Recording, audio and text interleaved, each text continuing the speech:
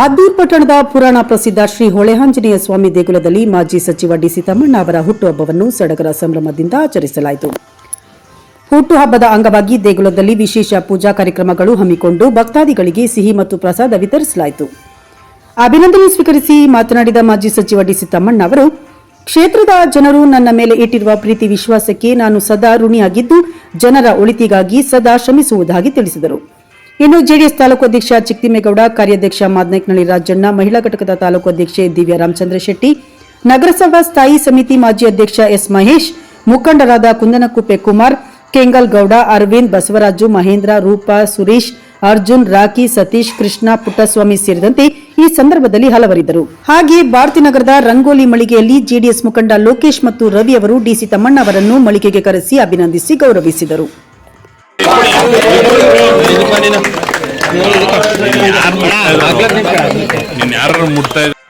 ಜನಪ್ರಿಯ ಮಾಜಿ ಸಚಿವರಾದ ಡಿಸಿ ತಮ್ಮಣ್ಣನವರಿಗೆ ಜನ್ಮದಿನದ ಶುಭಾಶಯಗಳು.